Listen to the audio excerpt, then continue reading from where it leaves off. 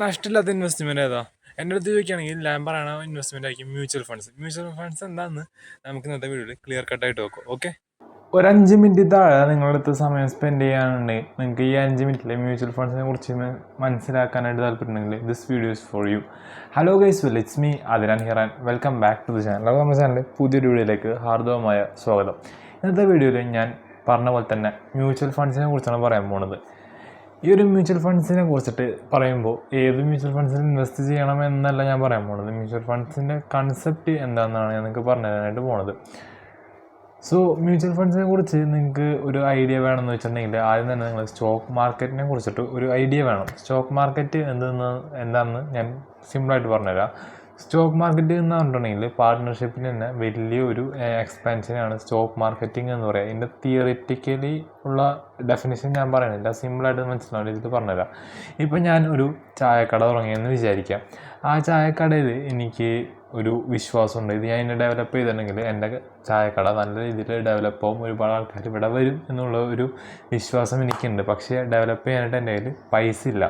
അപ്പോൾ ഞാൻ എൻ്റെ ഫ്രണ്ട്സ് ഒരു 10 പേരെ വിളിക്കണം, എടാ നീ ഈ ചായക്കടയിൽ ഒരു ഇൻവെസ്റ്റ് ചെയ്യും, കുറച്ച് പൈസ ഇൻവെസ്റ്റ് ചെയ്യും. അത് ഇൻവെസ്റ്റ് ചെയ്തിട്ടുണ്ടെങ്കിൽ കിട്ടുന്ന ലാഭത്തിനനുസരിച്ച് ഞാൻ നിങ്ങൾക്ക് റിട്ടേൺ തരാം എന്ന് പറയുകയാണ്. അപ്പോൾ കുറച്ച് പേര് അതിൻ്റെ അകത്ത് ഇൻവെസ്റ്റ് ചെയ്യുകയാണ്. ഞാൻ ഈ പറയണത് വിശ്വസിച്ചിട്ട് ഇൻവെസ്റ്റ് ചെയ്യുകയാണ്.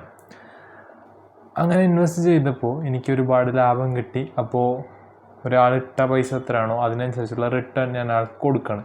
ഇതിനെയാണ് സ്റ്റോക്ക് മാർക്കറ്റിംഗ് എന്ന് പറയുന്നത്. അതായത് ഞാനിവിടെ 10 പേരെ കാര്യമാണ് പറഞ്ഞത്. പക്ഷേ സ്റ്റോക്ക് മാർക്കറ്റിംഗ് ആകുമ്പോൾ ഇങ്ങനെ കോടിക്കണക്കിന് ആൾക്കാർക്ക് വിൽക്കണതിനാണ്, അതായത് ഇങ്ങനത്തെ കോടിക്കണക്കിന് ഷെയർസ് ഞാൻ ഇങ്ങനെ മാർക്കറ്റിൽ ഇറക്കി വിൽക്കണതിനാണ് ഈ സ്റ്റോക്ക് മാർക്കറ്റിംഗ് എന്ന് പറയുന്നത്.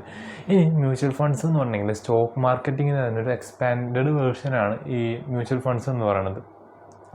മ്യൂച്വൽ ഫണ്ട് നമുക്ക് ഡയറക്റ്റായിട്ട് ഇന്നൊരു മ്യൂച്വൽ ഫണ്ടിൽ പോലും ഇടാനായിട്ട് പറ്റത്തില്ല. കാരണം എന്ന് പറഞ്ഞെങ്കിൽ അവിടെ കുറച്ച് പേര് മ്യൂച്വൽ ഫണ്ട്സ് ഇങ്ങനെ സെറ്റ് ചെയ്ത് വെച്ചിട്ടുണ്ടാവും. ഇപ്പോൾ നിപ്പോൺ മ്യൂച്വൽ ഫണ്ട്സ് എന്ന് പറഞ്ഞൊരു മ്യൂച്വൽ ഫണ്ട്സ് ഉണ്ട്.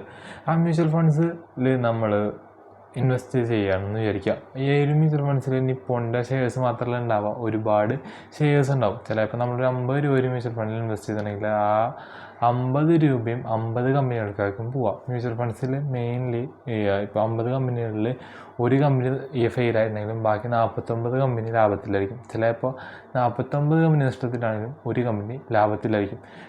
എന്തായാലും 49 കമ്പനിയൊന്നും അങ്ങനെ ഒറ്റയടിക്ക് നഷ്ടത്തിലാവില്ല. ഒരു 20 കമ്പനി നഷ്ടത്തിലാണെങ്കിൽ 30 കമ്പനി എന്തായാലും ലാഭത്തിലായിരിക്കും.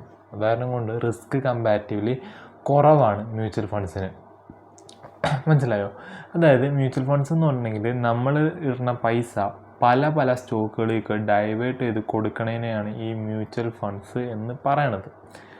അപ്പോൾ കോളേജ് സ്റ്റുഡൻസൊക്കെയാണ് നിങ്ങൾക്ക് ഇൻവെസ്റ്റ് ചെയ്യാനായിട്ട് അധികം പൈസ ഒന്നുമില്ല, പക്ഷേ നിങ്ങൾക്ക് റിട്ടേൺ നല്ല രീതിയിൽ കിട്ടണം ഒരു ആഗ്രഹം നിങ്ങൾക്ക് ഉണ്ടെന്ന് വെച്ചിട്ടുണ്ടെങ്കിൽ നിങ്ങൾക്ക് ഇൻവെസ്റ്റ് ചെയ്യാൻ പറ്റിയ ഒരു ഫീൽഡാണ് മ്യൂച്വൽ ഫണ്ട്. ഇപ്പോൾ നിങ്ങൾക്ക് മ്യൂച്വൽ ഫണ്ട്സിൽ നിന്ന് നല്ല രീതിക്ക് ഒരു റിട്ടേൺ കിട്ടണമെന്ന് വെച്ചിട്ടുണ്ടെങ്കിൽ നിങ്ങൾ മ്യൂച്വൽ ഫണ്ട്സിൽ തന്നെ SIP എന്ന് പറഞ്ഞൊരു ഓപ്ഷൻ ഉണ്ട്. Monthly particular amount of income, അതായത് ഒരു 100 രൂപ അല്ലെങ്കിൽ ഒരു 200 രൂപ നിങ്ങൾ മന്ത്ലി മ്യൂച്വൽ ഫണ്ട്സിൽ ഇൻവെസ്റ്റ് ചെയ്യുകയാണെന്ന് വെച്ചിട്ടുണ്ടെങ്കിൽ നിങ്ങൾക്ക് ഒരു 20 വർഷമൊക്കെ കഴിയുമ്പോൾ നിങ്ങൾ ഏകദേശം എത്ര രൂപ ഇൻവെസ്റ്റ് ചെയ്തിട്ടുണ്ടാവും? ഒരു വർഷം 1200 രൂപ ഇൻവെസ്റ്റ് ചെയ്തിട്ടുണ്ടാവും. അപ്പോൾ 24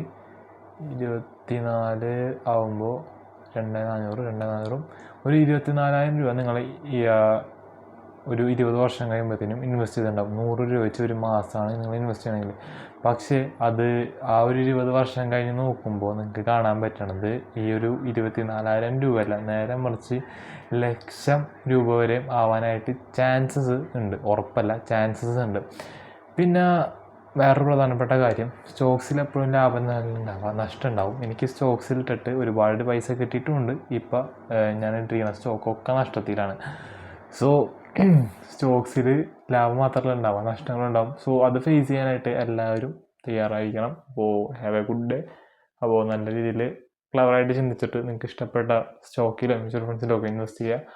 അപ്പോൾ എന്തായാലും നമുക്ക് അടുത്ത നല്ല വീഡിയോ കാണാം. അതുവരേക്കും ഇറ്റ്സ് മീ അതിനാ. ബൈ.